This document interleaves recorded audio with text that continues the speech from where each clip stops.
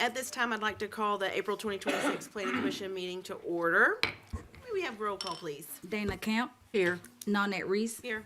Vanessa Eccles, Here. Jennifer Loveren, Here. Joseph Astrup, Here. Phil Chancellor, Here.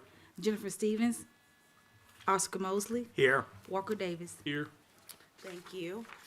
Before we start, I'd like to give a brief overview of the process. The Planning Commission will be presented with agenda items by the staff. A public hearing will be opened as appropriate, and this will be the opportunity for you to address the commission about the agenda item at hand. We want everyone to be heard, and we ask that you keep your time to 5 minutes and your comments relevant to the case at hand. The public hearing is not a Q&A, and the questions that arise will, once the hearing is closed, will be addressed. Please don't forget to sign in after you speak. Once everyone has spoken, the public hearing will be closed, and once closed, the public will not be able to have additional comments. A representative or of the applicant and staff will then have the opportunity to address comments and questions brought up during the public hearing, as well as the commission.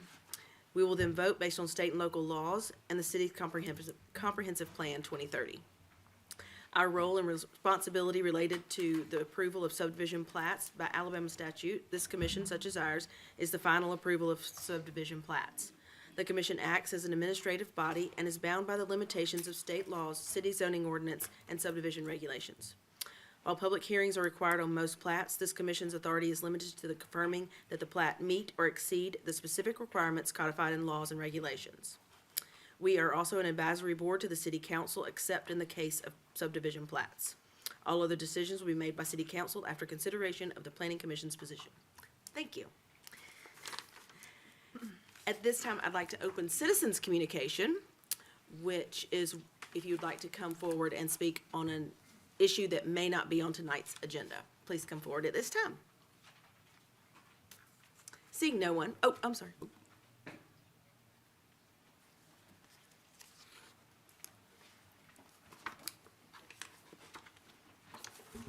Good evening, how's everybody today? Good. Just fine. My name's Thomas Smith, I'm a resident of Farmville Road. I have a couple of questions going through the processes since I've been dealing with the city for the last several months, that I'm just trying to get some clarification, and I really don't understand how all of it works. Y'all have been great. When I had an issue, I could go to the planning and get some answers. But some of the questions that was brought up for me was, as we sat through some of the meetings on Monday, packet meetings, the process of a development agreement, and how does a citizen get a copy of the development agreement? How are we allowed to see what the city and these developers are actually putting on paper that they both agreed to? Because as I look back over several months of what the agreement originally was on some more than one project, and what was being done did not seem to be the same, but I don't have access to the agreement. So how does a citizen get that? The second thing is, and I was told this up front at the very first, that the maps or plats are examples of what's being presented when a piece of property is being annexed in or rezoned, is just representative. But it seems to me from the last couple of years, there's a lot of things put out there for those needs that don't line up with when it comes time for real plats. And is there a way that that can be more correlated, or is it better to not even put anything out there? Because as a citizen, when I looked at the original intent of annexation and rezoning, that I had an idea of what was coming. And then when a plat comes out, it was not exactly what we were looking at. And when I looked at the second time, it was not even close to what we was originally planned for it. And as a planning committee, and as we do all of this, how do we address so that as a citizens, we truly understand what's coming before we don't speak out more in the original meetings? Because if something shows up later on that's different than what we were expecting, it's kind of too late to fuss about annexation or fuss about rezoning, because we're allowing a zoning, and as long as they fit in that zoning criteria, it's allowed to go through. And after Monday's meeting, preliminary plats typically tend to get a rubber stamp with recommendations, and very few are ever just voted down no, which was a surprise to me.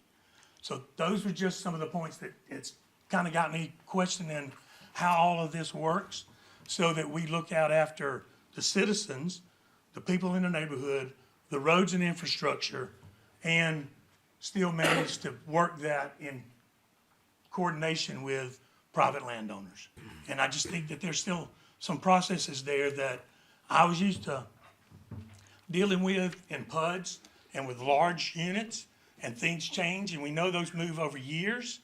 But to see this happen in a 4 to 6 month period, I was just kind of taken back that it could be that much change and pretty drastic in how this process worked. Thank you. Thank you. This is citizens communication. If you'd like to speak on anything that's not on tonight's agenda, please come forward.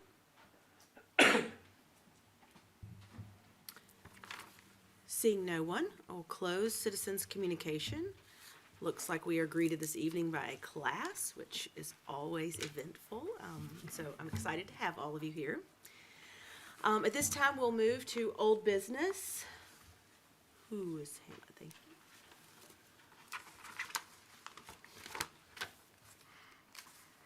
Good evening. This first request before you tonight is for preliminary plat approval for a 48-lot conventional subdivision. We're going to have 47 single-family lots and 1 open space lot. The property is north of Mrs. James Road and south of West Farmville Road. It's in the large lot residential district, LLRD. It was rezoned from rural in November of 2025. The property is just under 60 acres, and the density permitted here is 1 dwelling unit per acre, and the proposed plat will be just under that at 0.8 dwelling units an acre. The plat here shows the 47 single-family lots with 1 open space lot with a connection on West Farmville and 1 on Mrs. James. Staff recommends that if you do approve this plat, it is with 3 conditions of approval.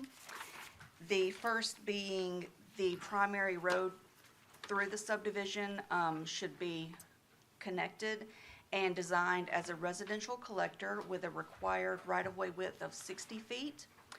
There should be a water main extension traveling through the right-of-way of that residential collector. And we are also requesting a stub out to the west here on the northern portion of the property. And I'm happy to answer any questions. What's Yeah. the why behind the stub out to the west? I mean, we have one down here, so I just didn't know. So there are, I guess, 2 reasons. So one, there's the connectivity just kind of push from engineering, but then also there's a 1,200-foot maximum block length that this would kind of run afoul of, and so kind of to get out of that would be the stub out and the connectivity. And I guess on the block length, that's something that staff has kind of been looking at, just kind of recently, and I guess this is one of the rare projects that actually exceeds that, where we might actually shorten that and choke it down a pretty good bit, and then probably make a distinction between urban and suburban also. So these conditions were, or these issues were pretty much raised last month, and we delayed it. And it seems like those issues are still out there. And my question is how come those things have not been addressed sufficiently? Yeah, so upon their resubmission, I mean, the applicant just said this would be their preference and that this is the way that they wanted to go, just kind of from their pro forma and development profile, what they're trying to do. And like I said, I mean, staff's position really hadn't changed on the required right-of-way, on the connectivity, and then also just kind of on the utility connectivity as well. And so our position was just more, these need to be conditions, firm conditions for it going into DRT that need to be addressed. They desire to move forward with it. This does require a public hearing, so if you'd like to come forward on preliminary plat for Farmville Oaks, we'll open that now.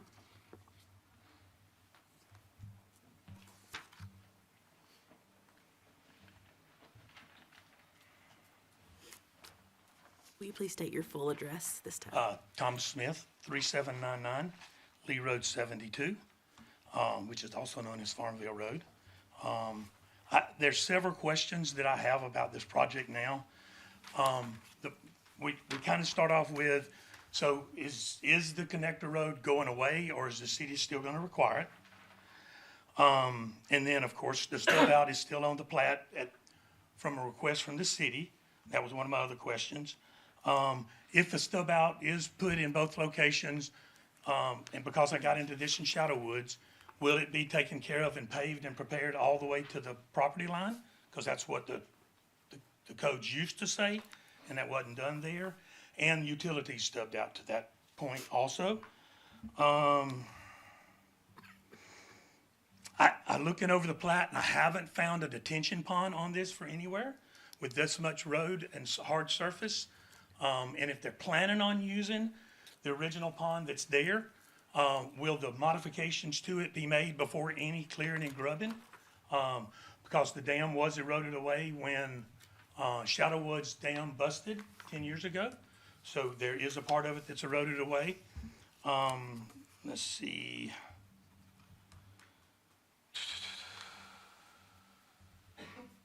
Access to lot 31, which is the big lot on the other side of the pond. I assume that is what they're calling open space. I didn't see it labeled on this plat. And if so, with the 20-foot easement going through 33 and 34, are those numbers, is that 20-foot easement taken out of property dimensions? So will that affect those lot sizes?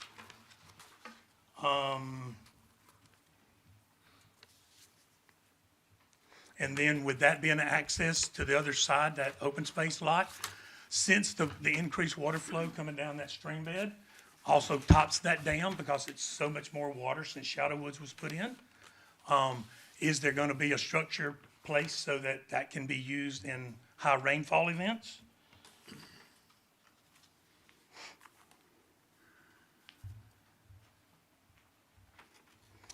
Hadn't seen this before, but I saw a note that said that they were actually wanting to close my driveway, which is they're supposedly put a 20-foot easement out. And this is a brand-new high-pressure driveway for my farm equipment to go in and out of, and the city's requesting that that be closed.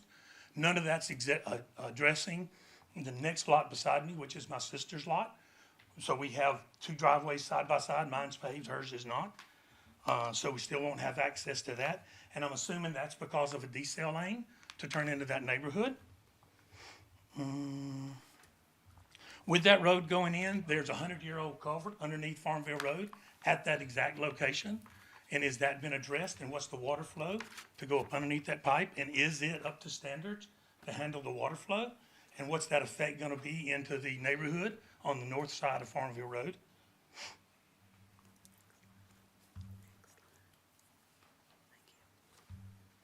Also, with the road that they have prepared now, coming within 10 feet of my current residence, is there any way to have some kind of natural vegetation buffer put in there to mitigate the noise from this road going right by my house? And those were all the questions I had at this time, with just 3 days to have a chance to look over and review the documents since a packet meeting and such a drastic change. I don't know that that was enough time to really go through the entire plan that they've presented for y'all to be approved, disapproved, or changed. Yes, sir. Please sign in if you haven't. Sorry. Oh, thanks. Anyone else would like to come forward and speak on this agenda item in the public hearing? Okay. Seeing no one, we'll close the public hearing. Commissioners, additional questions or response to comments? Applicant is here. We need that. You know, I wrote down 11 different Yeah. comments. Me too. And I'm kind of questioning whether we're ready to have a look at this, or if this needs to be addressed, postponed and addressed a little bit more in detail. Because most of those are pretty substantial in nature, in my view. Yeah, so I guess I'd say we probably have an answer for the vast majority of those. I guess if you want to ask some questions to the applicant, that's fine, and then staff can address some of those other questions that are more for us. And your name? Good afternoon, y'all. My name is Dylan Cook. I'm the surveyor on the project with Sanford Group. And I can't go into detail on the intricacies of the design because I'm not involved with the design of the project. The engineer, Rickard, is not present tonight. But I'll be happy to answer any questions I can regarding to the plat. You have 11 questions. Well, I'm it seemed like a lot of those sorry. were, yeah. Sorry, but the questions that I'm looking at here, Yeah. I don't think are appropriate for the surveyor. I think the engineer of record needs to be here answering those Yes. questions. Definitely. I will say that, with my talks with the owner, we have no issue with staff comments and making that connection and the Yep. stub out to the west as well. Then why haven't you made those changes? Well, it was the owner's,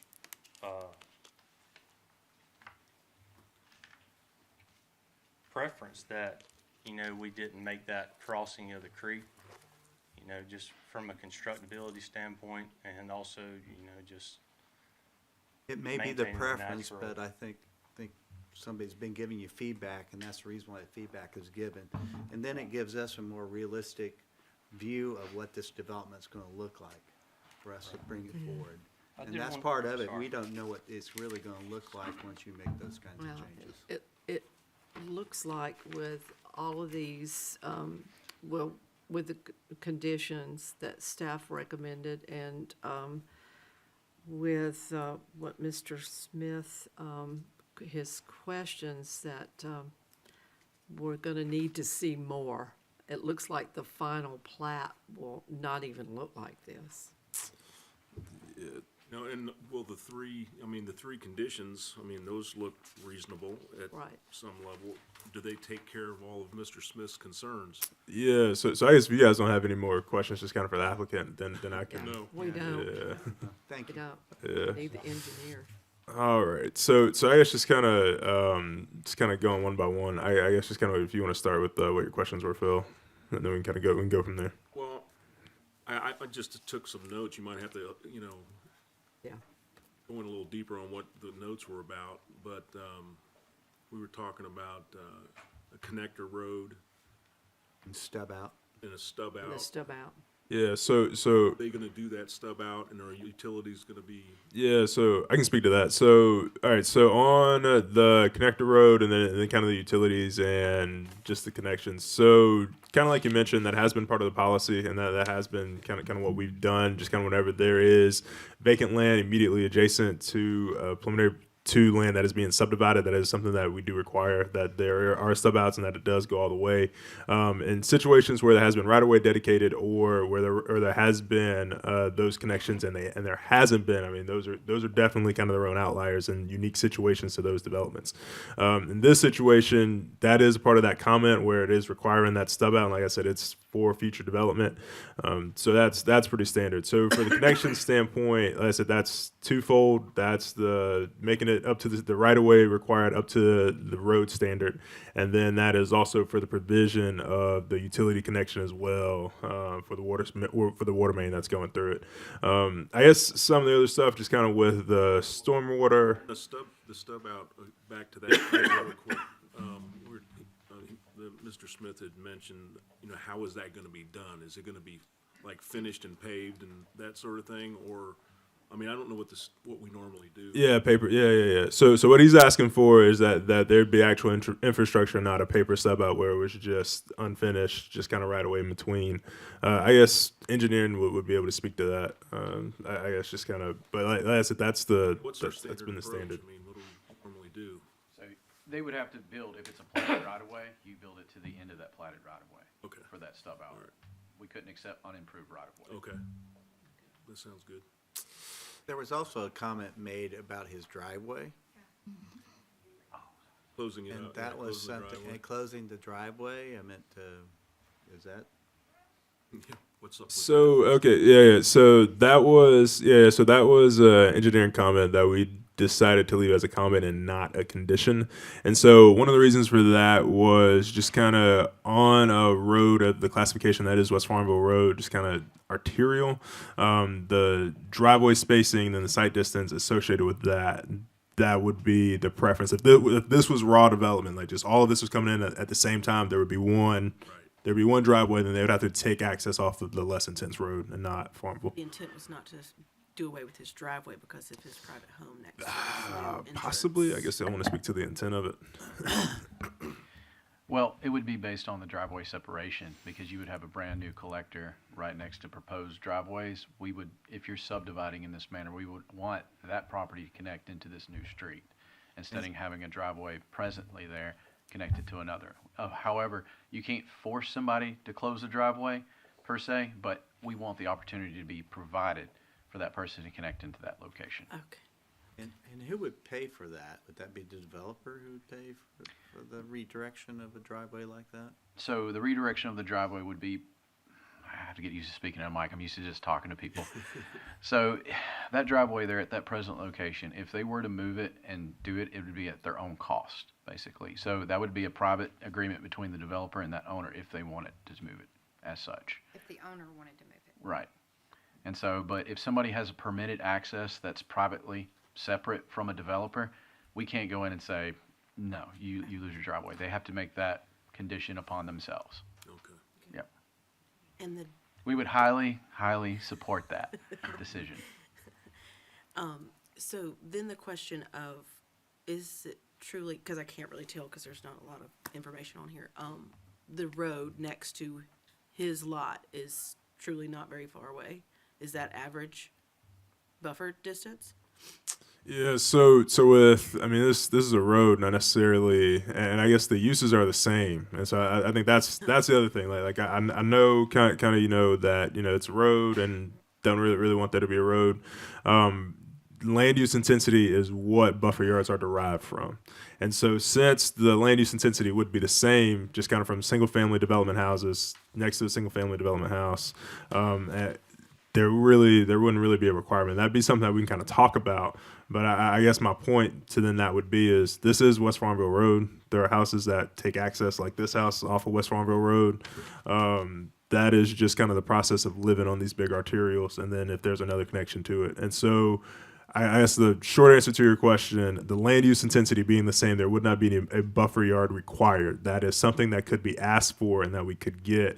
But my pushback on that would be all of these are single family houses. There is already, West Farmville Road is a greater classification of a road than the road that is being constructed.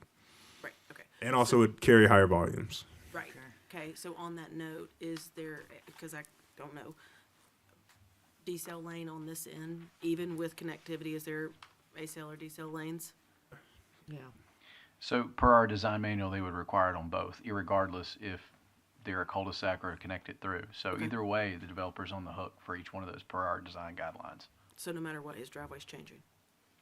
In terms, yes. Okay.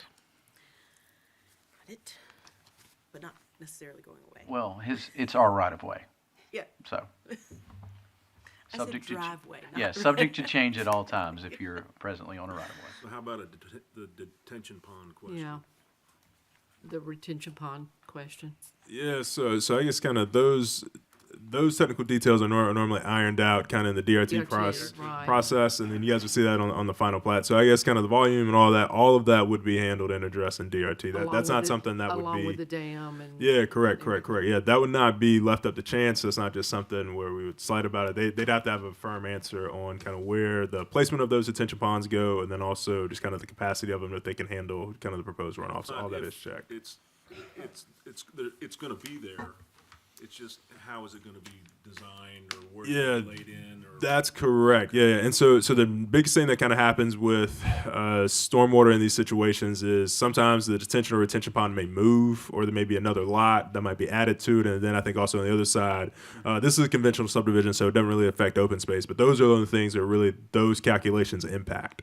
And that is when the detention ponds are so great that it eats up too much of the proportion of the open space, or if they need more of them, they need to add them and then reconfigure their lot designs to accommodate the greater detention ponds that they need.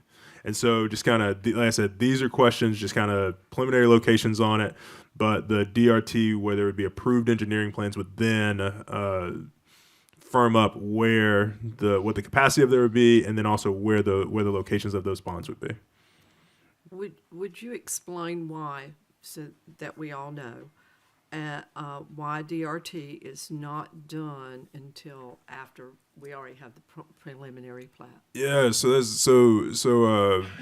that's a great kind of behind the scenes question that I think a lot of people don't really realize, and I think even staff, when we worked on the subdivision regs with our external stakeholders, one of the things that we learned from a lot of the engineers and surveyors around town was that they do not get surveys on the front end. I mean, they normally just pull county GIS data, and they're really kind of working off an educated guess. And sometimes, just kind of depending on where it is in the city, it's a better guess than others. And then other times it's completely incorrect. Sure. And so sometimes that difference might be 10 feet, could matter a lot downtown, 10 feet out here, doesn't matter a whole lot. But the real thing that happens is that once they get a preliminary plat or they get some vested approval of a conditional use, then they'll actually go out, get it surveyed, and then those boundaries become firm to them, and then they kind of redesign the site to what the actual boundaries of the property are that they have. And so then just kind of where they get to, from that survey, from those design standards, what they may have proposed might be good enough for them to get through for a pre-app meeting with us where they're aware of, hey, X, Y, and Z needs to change. You're going to need to do this. There may be some added offsite improvement costs that you haven't anticipated, so you might need to reconfigure your lots. And so by the time they get to the DRT process where they are submitting, there could be, I don't want to say substantial changes, but a good bit of changes on the plat for them to actually meet the standards that we have for them. That's not just zoning standards, that's subdivision standards, but that's also engineering design standards and water resource manual design standards as well to accommodate those. And so then that DRT process, development review team process, really does kind of iron out a lot of those. And it's a back and forth, a dialogue between staff, the applicant, their engineer, and really kind of addressing those. And so then the final plat conforms to those approved engineering plans that reflects the standards of multiple manuals that would not be reflected on a preliminary plat. The preliminary plat is really just kind of a result and a reflection of what they thought, like I said, from that initial educated guess, what they would like to do. And then that final plat is ironclad of like, no, if I would like to do this, here are the standards for me to do X, Y, and Z, whether that be detention, stormwater, ingress, egress, access, lot sizes, all of those things. And so that's why the final plat's really an evolution, like I said, on firm data that they have that is then recorded. So that's why there's a gap in between them. Thank you. And also the reason why stormwater is a difficult topic to address right now. Right. Yeah, that is correct. That is correct. And so they even if the engineer of record is here, they could tell you their confidence in it, but they would not have looked at it at this point to give you a firm answer on if that is going to be the permanent location of this, or if they're going to need more. I apologize for my absence last month, and I realized that they were given conditions to adjust, but why is there a flag lot? Yes. So, which flag lot are? 40. I was looking at his driveway, and the 10 feet for his driveway, and they flag lot 40. That is a great question. We had that question for them as well. Just kind of to the applicant. So not sure if that still allows them to meet the lot minimum, or if they were doing that for another reason. But that was a question that we had as well that we'd probably get an answer to. And that's one of those things that might change once they actually try to make it through DRT. So. I would like to make just a comment about, there was a comment made about approving subdivision plats, and that they're all approved. Very rarely are they turned down. But the reason is because we're required by law to vote for them as long as they meet requirements, subdivision requirements, and there's some other rules. So this is out of the ordinary that we're seeing all these, these questions, because they're trying to adjust and figure out how do we fit inside those rules. So. Yeah, and I think that's a great point. The preliminary plats, just kind of in the state of Alabama, from the time of submission, from the time that they are heard, they must be approved in 30 days, unless you guys make an affirmative decision to not approve them. pretty much. And so if they meet our standards, they are kind of granted they're essentially by right if they meet our standards pretty much. And so they have to be approved by Alabama state law. That is not something where we have, expressive latitude over. It's If it not meets a our, conditional use. no, right. Yeah, no. So I mean, when someone submits a preliminary plat, if it meets our standards for the most part, and like I said, we have a threshold kind of at the city, number of comments. We don't really have. We have a lot of notational comments. That's one thing, but if we have substantial critical comments that are going to substantially change, kind of what we're looking at, then we postpone them. We might deny them, or kind of behind the scenes. Those are one of the things that we work towards. But a lot of times, the issues are workable and should be passed through to DRT for us to kind of iron out a lot of those nuances and details with them.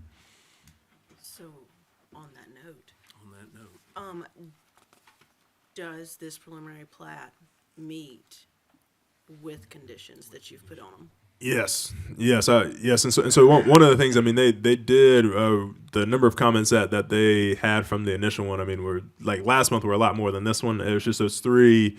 Those are the big ones that I guess we really kind of wanted to highlight that were kind of non-negotiable going into DRT. That they would have to make changes to conform to those positions on staff. And like I said, that's not something we really wanted to go back and forth about in DRT.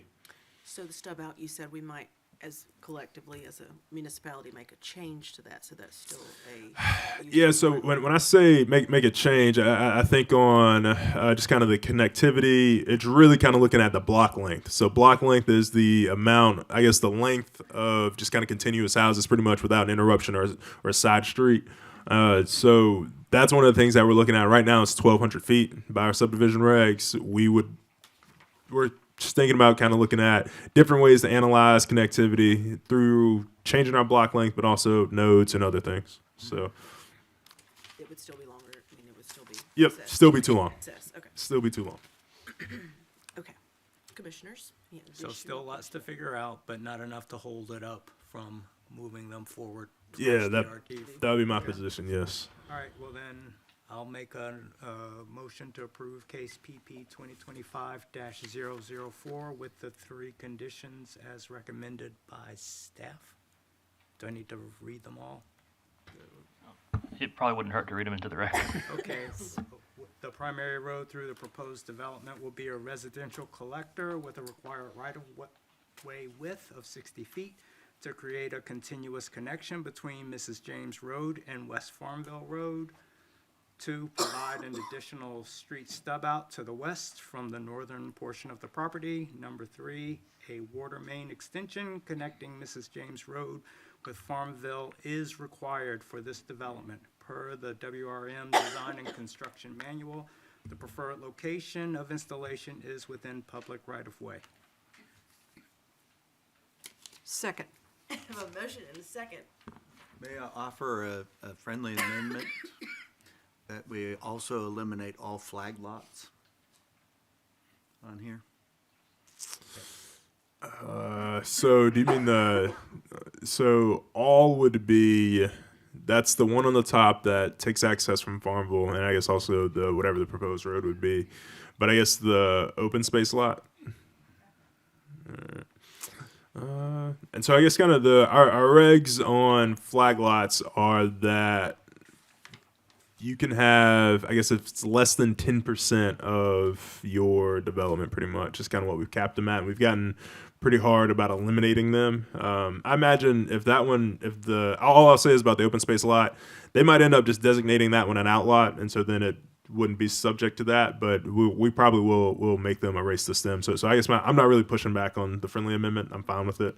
I'm just saying if the open space were to still remain and still look like that, it would probably just be designated an outlot, and so.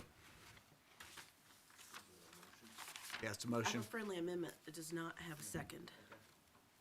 I second the friendly amendment. I have a motion and a second on the friendly amendment.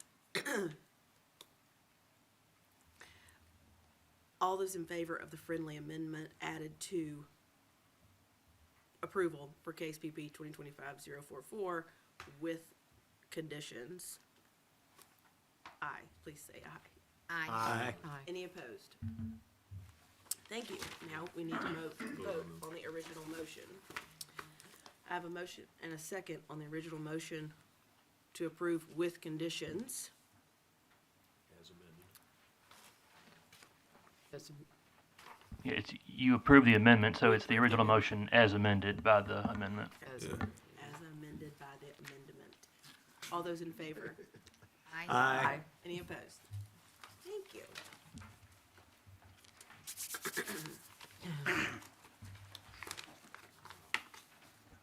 All right. Old So- business, number 2. This next case is a request for conditional use approval for a performance residential development located at 547 Bryant Circle. The applicant is proposing to construct an additional phase of the boulevard. This phase will add 4 units to Phase 6 South and 34 units to Phase 6 North. The additional units to Phase 6 South will bring the density to 9.54 and the total dwelling units in that phase to 23. The 34 additional units proposed for Phase 6 North will bring the total unit count to 62 and the dwelling units an acre to 11.68. The boulevard in its entirety will be 193 total units and a density of 10.76. We do have one staff recommended condition of approval, and that is vacation of right-of-way on Bryant Avenue. I can answer any questions. I think there are a lot of questions about traffic, but I'll punt those to engineering, Yeah. So who owns the right-of-way on Bryant Avenue? the city. The city owns that? Okay. And I think we're wanting them to vacate a certain portion of it to maintain access to some of the lots that are still there. Thank you. There was a comment at Monday's meeting about adding their portion of traffic improvements to DRT. Yeah, that is correct. And so there'll be probably be like a development agreement, just kind of for what their contribution to the traffic mitigation needs to be. Does that need to be put in? No, I think I think we're comfortable just kind of with the comment, and then like I said, we've kind of been in active dialogue with the applicant. Would you explain, because this was a question asked on the last one and wasn't answered, would you explain a development agreement, who does that, how it's approved? Yeah, Oh, you handing it to me, okay. Development agreements well, there's multiple development agreements. There are commercial development agreements, but normally when we're talking in here, they're infrastructure development agreements. And for this particular case, this would be paying in lieu of performing improvements so that the city would have funds that they'll be allocated to share in the cost of making future improvements. Sometimes we can identify things that are needed in a development agreement early on. This one is a case where we really need to get through DRT, through the traffic analysis and all, in order to look at what the requirements are going to be, what their contribution may be. The infrastructure development agreements are a contract between the city and the developer to perform those improvements. And sometimes they're actually a commitment on the city's behalf to pay them to make further enhancements, to improve roadway widths, to upgrade sewer lines, upgrade water lines, things like that. But those, because they're an agreement between the city and the developer, the council approves those. So that's fully in the council's court. So hopefully that was sufficient information and not too much. And so usually any citizen can see that in the city council's packet. That's always in the city council's packet, and if they would like to request a copy of that, they can always submit a public records request, because that is a public record. Thank you. This does require a public hearing, so if you're here and would like to speak on conditional use, Boulevard Phase 9, public hearing is open now.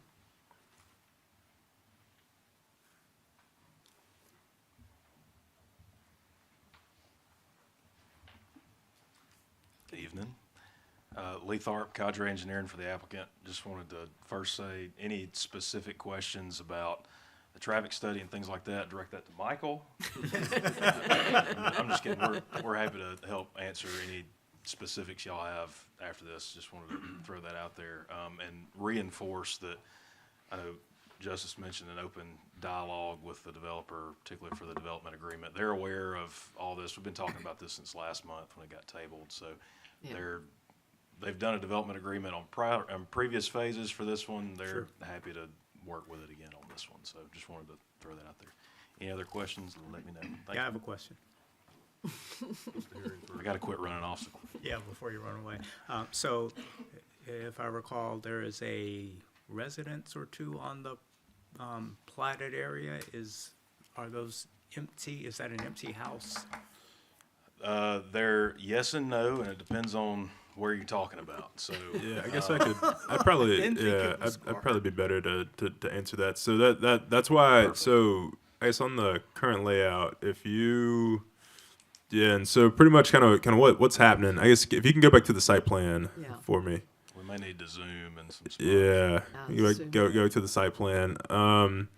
All right, so to kind of point this out, they are acquiring kind of the parts, like the pieces that you kind of see wrapped kind of with the dark gray, those dark gray pieces.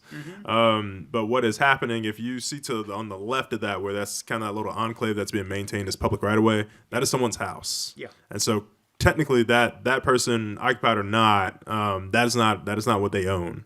And so that house, vacant or not, still needs access to public right of way. And there are still multiple parcels in there that still need access to public right of way.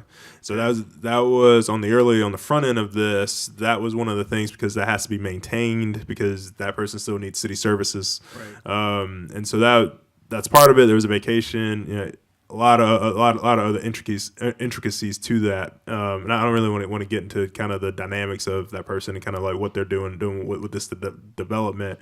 But the developer is confident that they can acquire that they will acquire that in the future. They are just not acquiring it right now, and it's not a piece of this phase. Right. And I know that you're speaking during the public hearing at this point. Mhm. Not supposed to have Q&A, Okay. but you are the engineer on this project, not Yes. the actual applicant. Correct. So, thank you. I'm just Okay. making a Yeah. point since it was brought up. Okay. Any other questions for engineer? Okay, thank you. Public hearing is still open if anyone else would like to come forward. Seeing no one, we'll close the public hearing. Now, any additional questions? Comments? Like I said, I did want to point out, if you could switch back to the development services map. I did just want to point out, and I'll kick it to Michael so he can actually explain it, but we were able to quantify, since like we did hold this up for a month, of like we wanted to quantify what the traffic was, and I did just kind of want to provide you all with an answer of kind of what staff came to. So if you just want to elaborate, Michael. Certainly. So within the development, we had to look at it from, okay, where did you start and where are you trying to end? Because if you come in incrementally over time, it's really hard and complicated to look at. So we wanted to keep it stupid simple. So we started before the development even occurred and started and looked at it after what they want to do. And so that pre and post is what we looked at. And then what we identified in that traffic study was pretty unique, is because we've identified that we've moved people from certain locations along the network system tying into the site into Summerhill and Glen. That was the focus, is where we sent most of the people. And it makes sense because from path of least resistance and the traffic that is already presently there, they're trying to find somewhere where they don't have to wait for a turn movement. And so that's what we will be looking at tomorrow morning. We have a meeting with that engineer of record for that traffic engineer, and that component was about 29% increase in traffic along that street. So that's what we're going to focus in on, and that may be the talk of that development agreement that Scott alluded to. And so just in general, when we look at those traffic studies, do we look at what if it turns out to be an ultimate nightmare, what the contingency plan is? Or is that, you don't know till you know? Yes, ma'am. So if you're presently in a level of service, and it speaks to it in our engineering design manual, if you have a level of service that is already bad, if you've increased the bad to even worse, you're still responsible for that worse increase. But if you don't have an increase, well, then that's where you have to say, well, how much of an increase did you do? Because we base ours all off the capacity of, vehicles in that time frame. So it doesn't look at other things. So if it's level of service E, which is really bad, it's still level of service E. However, We have to look at it as how much more did you make it worse and quantify it. It's much easier when it's a bigger development with 100 lots that says it goes from level of service A to C. We can understand that, but in that level of service E or F, we still have to quantify it, and that's what we did with this study. Thank you. Any other questions?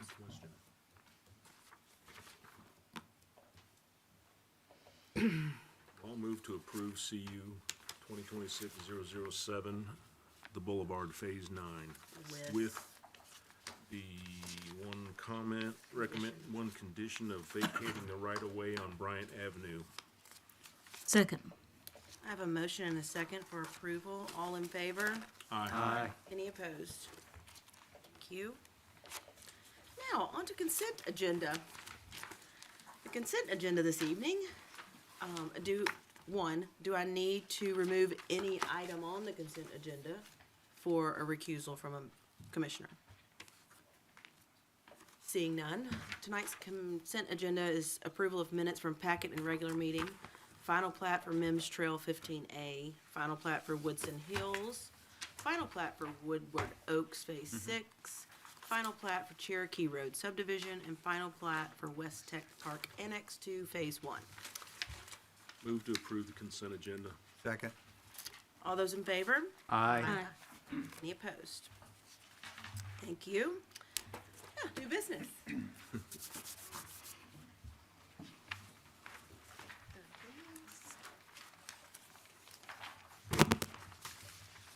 Okay, your first item under new business is a zoning ordinance text amendment.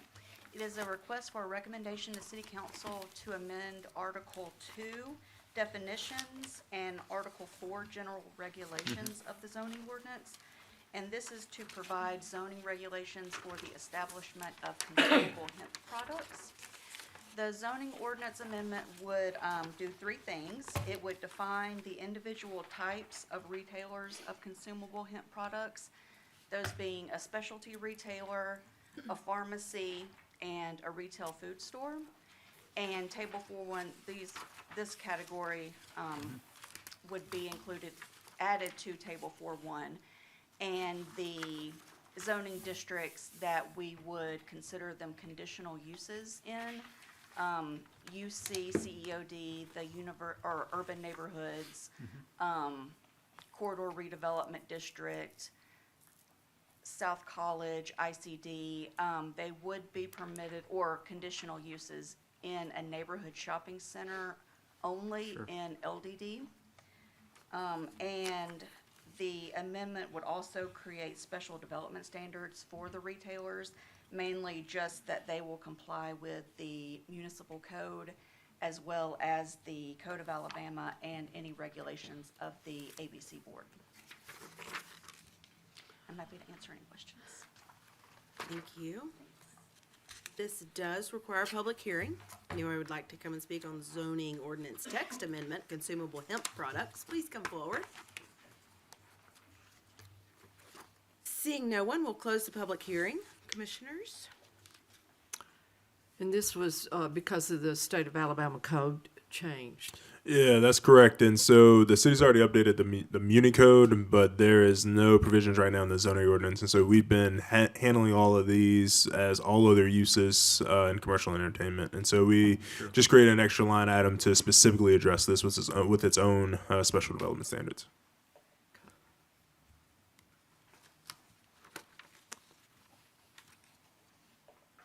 Move to approve case ZT 2026-001, consumable hemp products zoning ordinance text amendment. Second. I have a motion and a second. All those in favor? Aye. Any opposed? Next is, All right. Owens Family Remnant. So it's a request for a recommendation to City Council for annexation of approximately 2 acres into the city limits. Go to the next one. All right. So this is not a mistake on a map. This is a 2-acre parcel that has never been annexed into the city. This is high priority to annex. It is in between the future school site. It is west of the Foundry, and it is north of this long sliver. And so how this happened, when the original annexation happened, it was annexed by section line that left this piece out. And when those other pieces were subdivided and those lots were created, it left this piece out. And so this is just a remnant piece of property that is going to be a part of a greater development further on our agenda. And so this is just 2 acres that kind of fits into it, the rest of the project. So if you guys have any questions. As an annexation, it does not require a public hearing, so commissioners. Motions. Question, is it 2 acres or 3 acres? It's 2 acres. It's 2 acres. Okay, there's 3 acres mentioned in the Yeah. documents.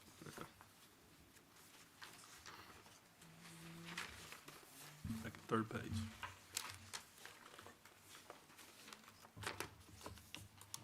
All right.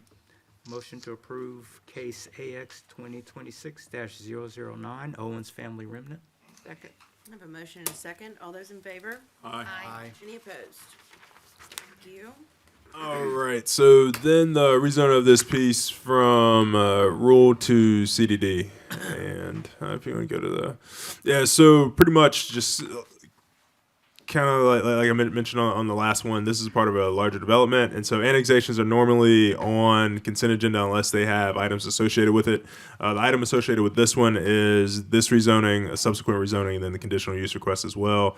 And so even though this one, I guess like kind of old section lines, once again, of just kind of how DDH have kind of the intent of it is that DDH was the buffer between CDD and NC. As you guys see south of Shug Jordan Parkway, that is how that strip of DDH got in there. They're just rezoning to CDD, just kind of making it CDD across all of it. It's really just more of a density thing, but the 2 acres really doesn't really, since they're not doing residential across the entire thing, it doesn't really impact the density a whole lot. But that's why it's requested CDD and not DDH. So if you guys have any questions about this specific rezoning, I can answer any questions on it. Any questions?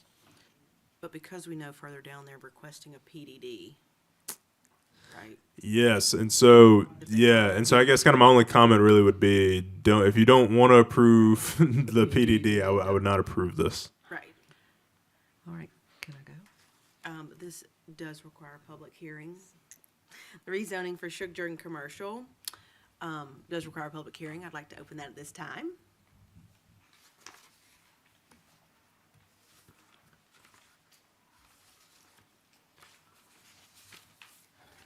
Lee Tharp, Cadre Engineering for the applicant. Not to drag this out, but because I know we've probably got plenty more to talk about with the next couple of agenda items. But again, I think Just did a great job of explaining why we're going to CDD or requesting to go to CDD. But again, if you got any specific questions about that, please let me know. Thank you. Anyone else?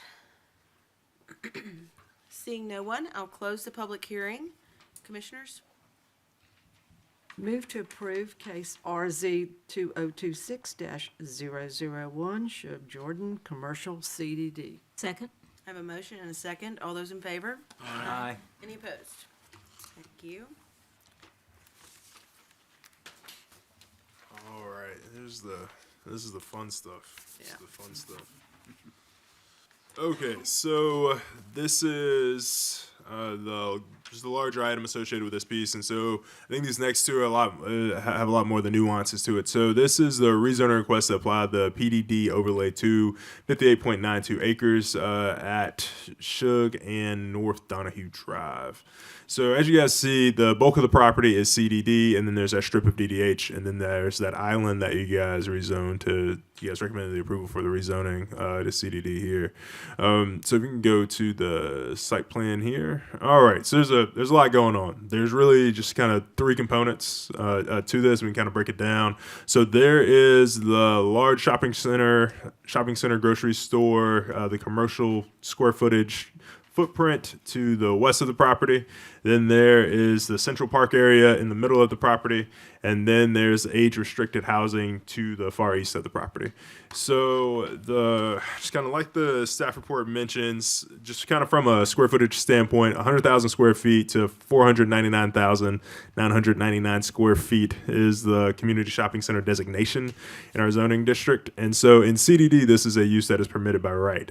The reason that they are opting for the PDD is that the acreage under the dirt of the age-restricted housing would not give them the density to realize 200 units. So they are opting to go the PDD across the overlay to spread the density so they can just allocate it to those 200 units.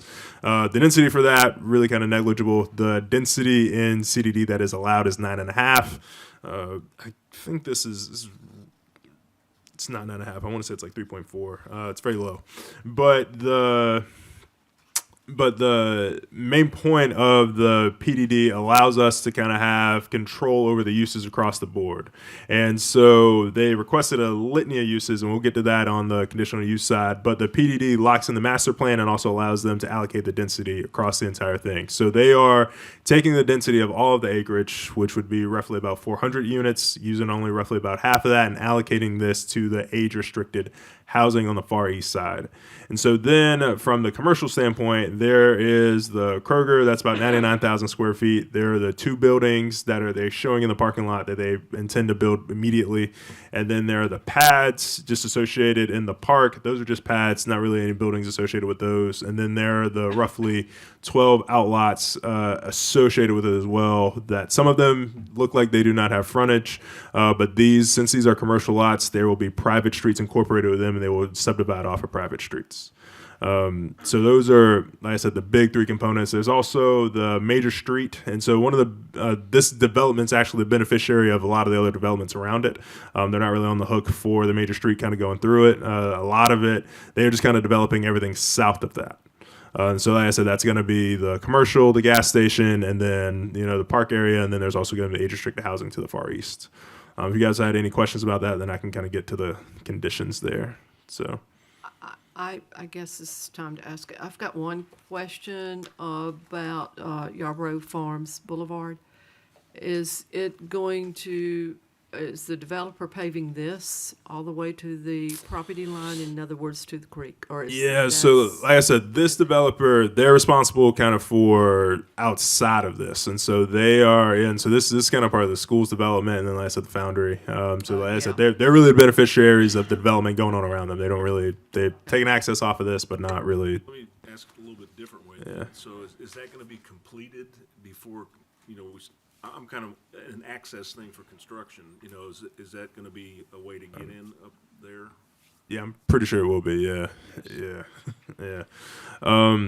yeah. So like I said, I think this development's a beneficiary of a lot of the development going on around it. So the major street plan, even though the major street plan looks like it does go through it, the actual alignment that's being constructed, like I said, they're not really responsible for. So I'll get to the conditions associated with this. This is PDD. So there were 5 conditions, and I guess kind of one of them, it kind of speaks to the uses. But so the number one condition was the single-family residential homestays, short-term rentals are expressly prohibited.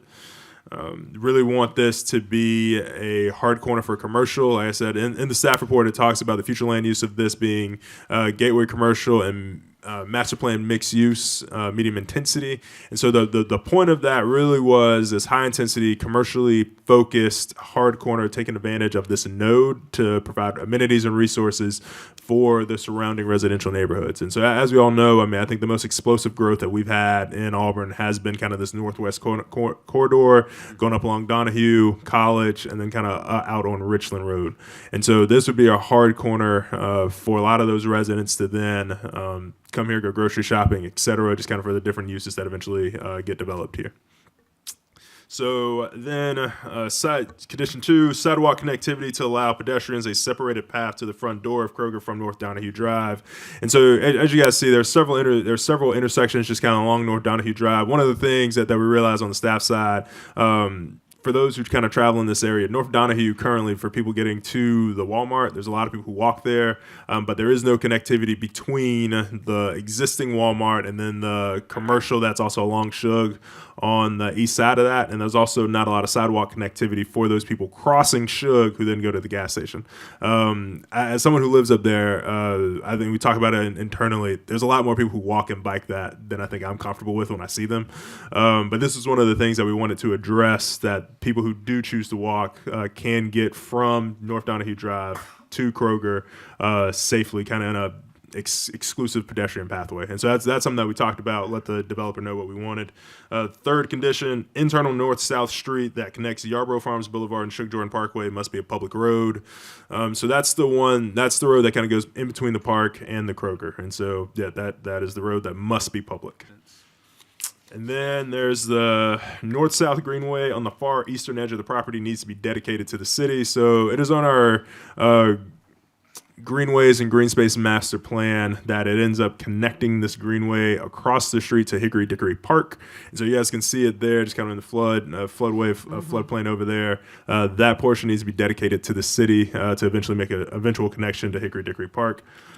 And then there's a utility condition, a minimum 12-inch transmission water main connecting Shug Jordan and Yarborough Farms Boulevard is required as a part of this development. This is to provide redundancy and fire protection to the development. Design details will be determined during DRT.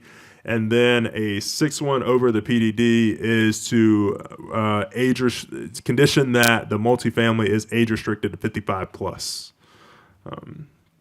So it's mentioned in the staff report, mentioned in the write-up, but that was just that does need to be a condition, just so that way we can put it in the ordinance and it is controlling over the MUD that is a part of this development.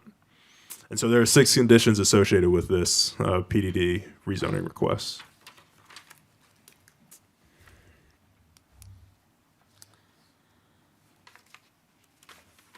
So then with that, I'd be happy to answer any further questions about it. Like I said, if you guys have any questions about uses, uses are the conditional use. And like I said, there's a lot there. There's a lot there.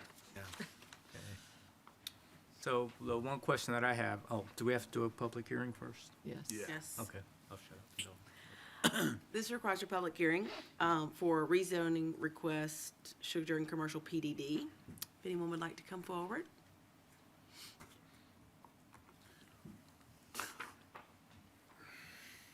You should sit closer. No, I chose poorly tonight. Letharp, Cadre Engineering for the applicant. A lot going on, right? No, exciting.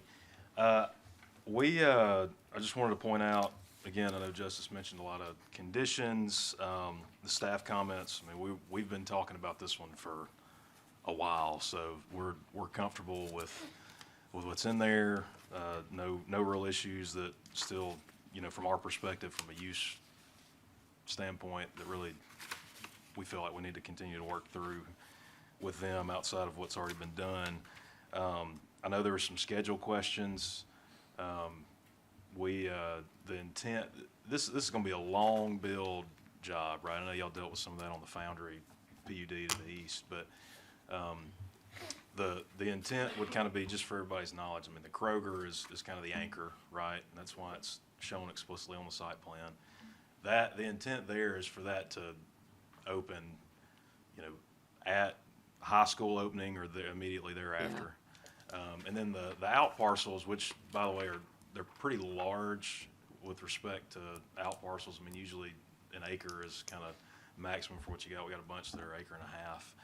So there's a lot of flexibility offered there for what those uses might be in the future, which I think is cool. But yeah, so those will build out over a number of years as they sell and get tenants in here, because it's obviously going to be a very high-profile corner. I like to think they're going to be pretty attractive for people to want to go there. And then similar time frame, it may drag a little bit on the 55-plus housing to the east. So schedule-wise, all that's going to time out well. The road widening will be done at that point as well on North Donahue Drive. I know Justice mentioned a bunch of connectivity concerns with peds and bikes. Good news about that project is we got a multi-use path on one side and sidewalk on the other with crosswalks all over the place. So it's going to provide really good connectivity to the south and to the neighborhoods of the north. Okay. I knew I was gonna get up here and forget something, but I know you guys are probably gonna have a lot of questions, so there's some more use stuff that we would need to talk about, I know on the next agenda item, but everything that Justice has laid out, we're comfortable with to this point. So, other than that, happy to answer any other questions you might have. So I may sit a little closer this time. I just want to ask one thing. This public road that connects between Yarborough and Shug, have Yes. y'all already presented that with, that's AlDOT? We've been talking to them, yes, Okay. and Michael's been talking to them as well on some of that. So they're aware of the request for the access point.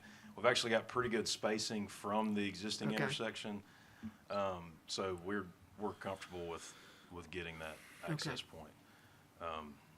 And especially with it being a future public right of way, I Right. don't think we're gonna have any All right. issues with actually getting it. Good. Okay. Any other questions? Thank you. Thank you. Anyone else like to speak? Seeing no one, we'll close the public hearing. Commissioners? It's a great project. Questions were answered. Okay, well, you can. Well, say your then I'll piece. go ahead and make a motion.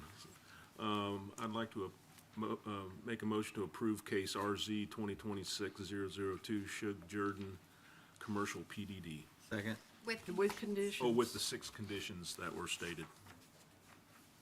Second.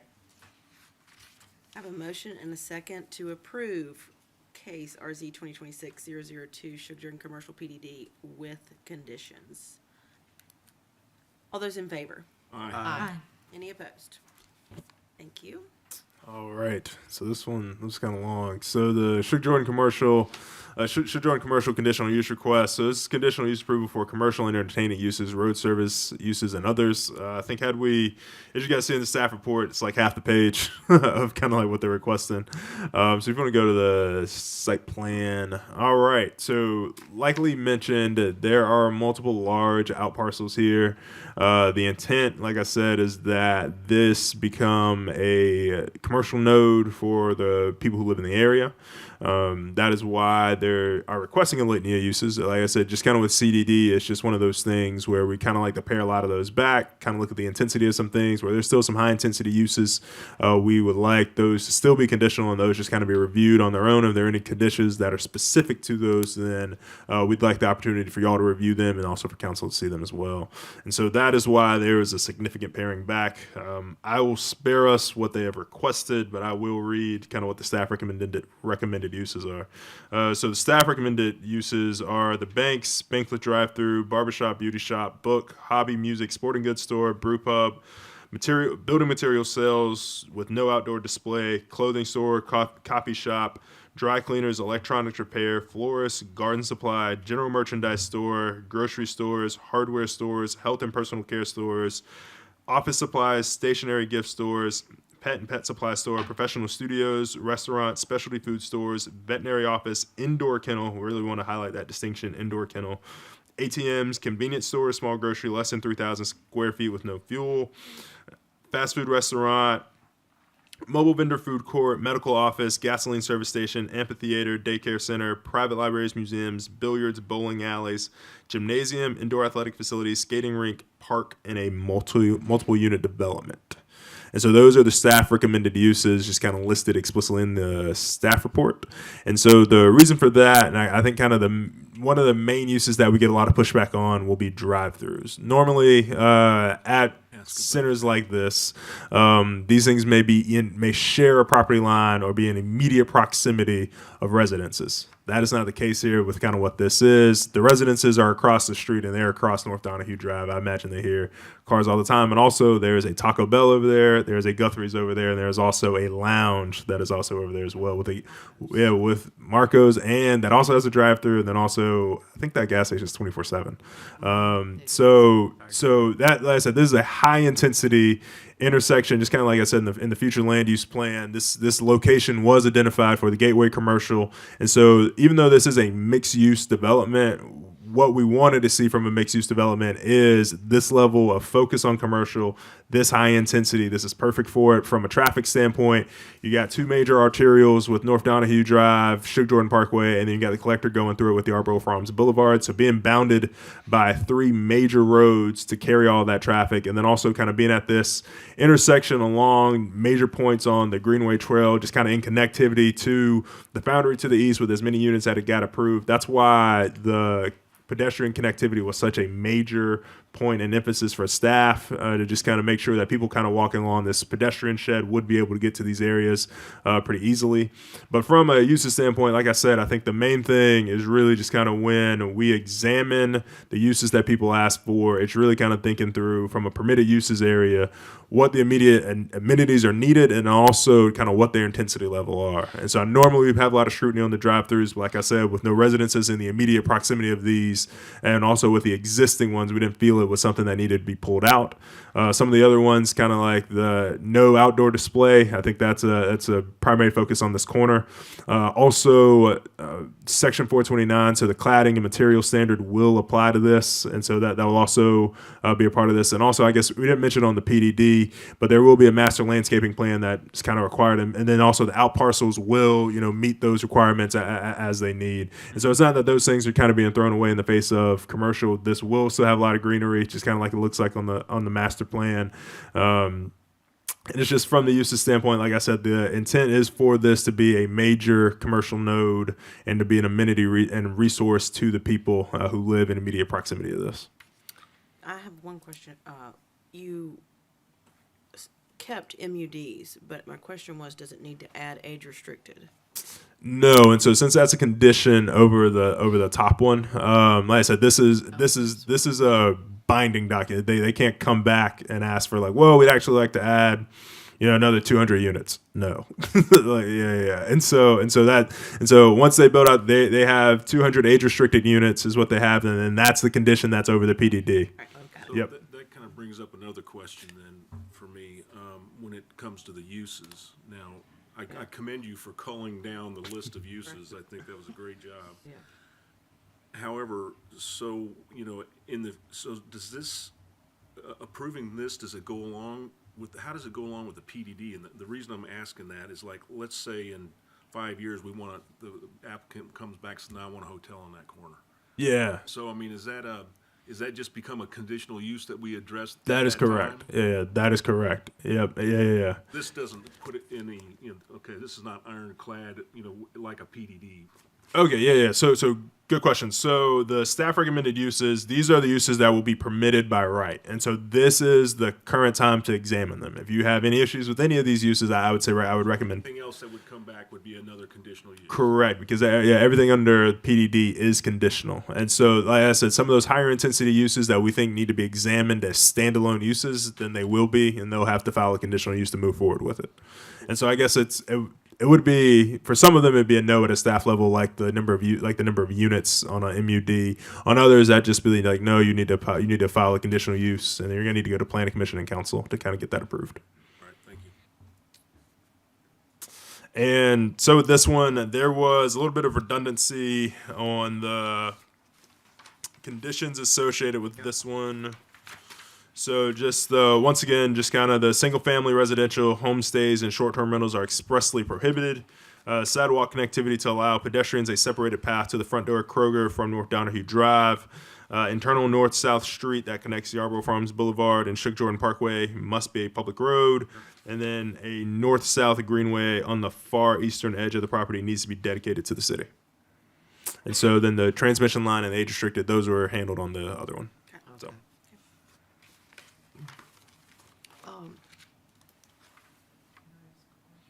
Okay. I've got a question for staff for traffic engineering. Would you reiterate what you told us in packet meeting about the improvements to North Donahue? Yes, ma'am. So there is a capital project that's planned here. And so at the intersection of Suge and Donahue, there is a protected intersection. Some people refer to it as a Dutch-style intersection, but it's used for pedestrian and bicyclists to cross. It takes them out of the travel lane into their own independent lane. It helps with some of the timing along those corridors. The widening would continue all the way north to the creek per that one phase. And during this time, we acknowledge that this site development will occur, and they're at different time frames, but more than likely they will have to come in as a permit and apply their changes or whatever we approve at that point in time as part of that project. But we're still proceeding forward with our project for a capacity standpoint and intersection capacity improvements for multimodal. What's the timing on that? Yeah. So, I've told everybody, and our timeframe is to get to council next month for the start. Still looking like we're on that schedule for right now, but this summer, we're starting that capital project. Good. Great, thank you. Anyone else, commissioners, or motions? Move to approve CU 2026-008 With conditions. With conditions? with conditions. You have to open the public hearing. I did. You didn't speak. Not with Oh, I'm conditions. sorry. I thought I you did. apologize. At this time, Get there. That's there all was a right. lot. Yeah, there was a lot of talking. Yeah. At this time, I'd like to open the public hearing for conditional uses, sugar jar and commercial. Anyone would like to speak? No one. Okay, thank you. We'll close public hearing. You got out of that one. Close the public hearing. Okay, commissioners, I'm sorry. I apologize for that. We have a motion. So move to approve case CU 2026-008 With conditions. with conditions, yes. Second. A motion and a second to approve with conditions. All those in favor? Aye. Any opposed?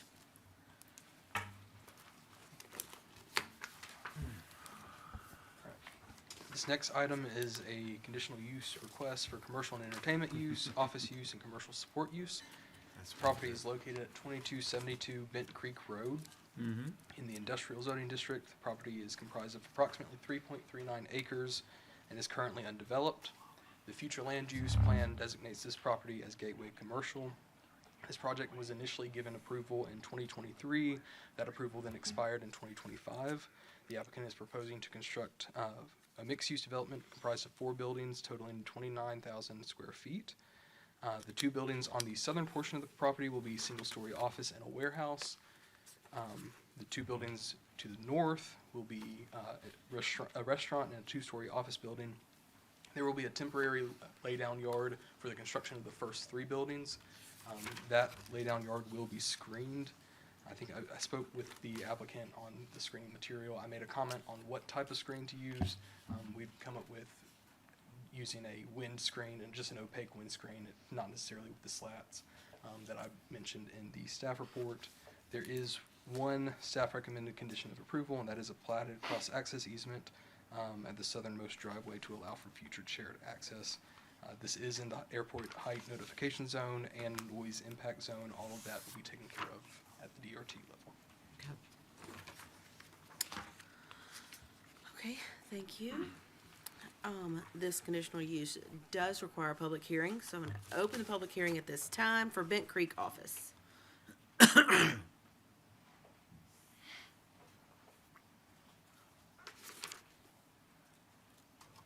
good afternoon. I'm Wes Thrash with Foresight Group on behalf of the applicant. Thank you for presenting. I'll be happy to answer any questions you may have. Thank you. Anyone else for the public hearing? Seeing no one, we'll close the public hearing. Commissioners, Move to approve case CU 2026-008. Second. I have a motion and a second. All those in favor? Aye. Any opposed?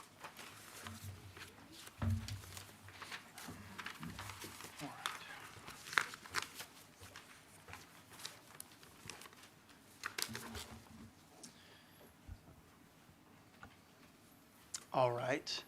Good evening, everyone. This next request is from INFAC North America. The applicant is requesting conditional use approval for an industrial use, which will be automotive manufacturing. The property is located at 2250 Riley Street and is zoned industrial. You can see by the prox map, this property has direct access off of Riley Street. If you can recall, I think about 2 months ago, we approved conditional use right across the street, so that is the same area. Here's the future land use. It is zoned industrial. All right, so this is a site plan right here.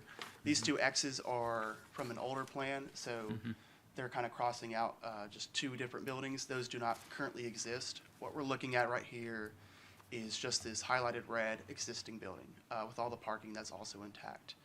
This use is proposing to already exist within the 158 square foot existing building. No new additions or stuff will need to be added. We did look at parking. We did look at how many people are going to be on shift. That has all been figured out. This is just an adaptive reusing of the current building. And with that, I'm happy to answer any questions. Thank you. This does also, as a conditional use, require a public hearing. At this time, I'd like to open the public hearing. Seeing no one, we'll close the public hearing. Commissioners? Move to approve KCU 2026-011. Second. I have a motion and a second. All those in favor? Aye. Any opposed? Welcome back. Long time. All right. The last item on our agenda is a waiver request from David Taylor. The applicant is requesting a waiver to allow a subdivision of land into lots containing less than 3 acres. The property is located at 775 Lee Road 84, or more commonly known as Pear Tree Road. And there are two different properties being looked at. I can show you at the prox map. This is very far north of Auburn, almost to 280. And you can see that property map is in rule. These two parcels are not annexed or zoned, but they are within the operating boundary as well as our planning jurisdiction. Okay. So the discussion around this kind of is there's two different parcels of land, and the applicant is requesting to move this current lot line, which is highlighted in yellow, over to where it is now going to be in green. That's the proposal. It is going to take a little bit of wattage away from the other to kind of just shift, but that has been reflected in the staff report. And as a reminder, we do require that lots within, if it's annexed, it's required to be 3 acres minimum. So with that, I'm happy to answer any questions. Thank you. This is a waiver request. Yeah, waiver request of the lot minimum. So pretty much an admin plat came in. We see a number of those every month. I haven't signed it yet, just because it doesn't meet the 3 acre lot minimum, and so it needs a waiver from y'all. And so my reason for that, y'all were here when the conservation subdivision with the lot minimums up on Heath Road came through. Just, incredibly hostile. I think those people are very invested in the lot minimum staying 3 acres up in that area.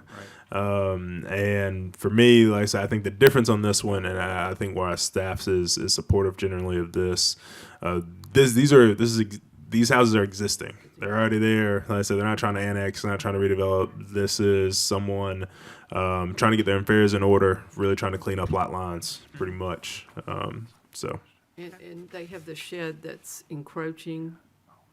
Amongst other things, yes. Oh, okay.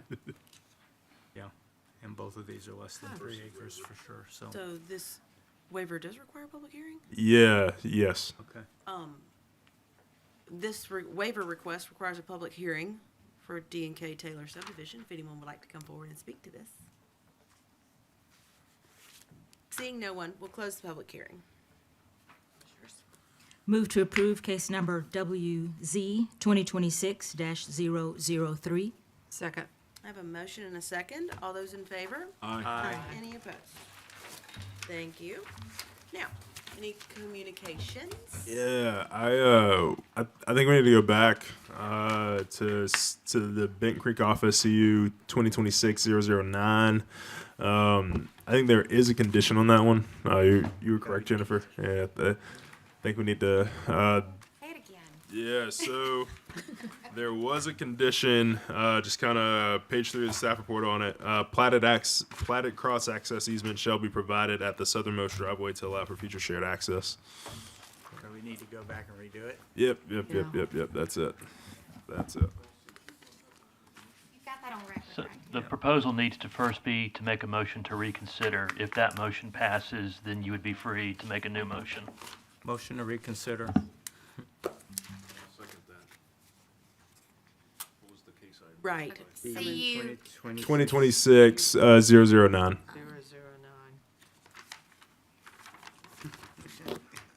Okay, so motion to reconsider annexation of Owens Family Remnant. No. Bent Creek office. CU 2026. 009 is Bent Creek. 009, excuse me. Motion to reconsider Bent Creek office. I need a new motion to approve. Or to, Motion to Oh. approve. Wait. So we have the motion to reconsider on the table. okay. You guys need to vote on that. Yeah. Did I get was a there second? Need a to second. that motion? Yeah, got a second. Okay. And so then so y'all need to take a vote to reconsider. All in favor of motion to reconsider? Aye. Any opposed? No, thank you. I make a motion Yeah. to approve CU 2026-009 with conditions. Yeah, that'll work. Second. That'll work. Motion and a second to approve with conditions. All in favor? Aye. Any opposed? Thank you. All right, there we go. I think those are my only notes. Any other communications? No, I do not think so. Like I said, I think we'll be in touch just kind of about the internal stakeholders meetings for the zoning rewrite, but that is it. That is it. I need a motion to adjourn, please. So moved. Move to adjourn? Second, all in favor? Aye. Thank you. Any opposed? Just so you know where it is. Why'd you look at me? Just so you know I'm where gonna it is. thank the ICMA group. And the planners. Gotta go to the meeting.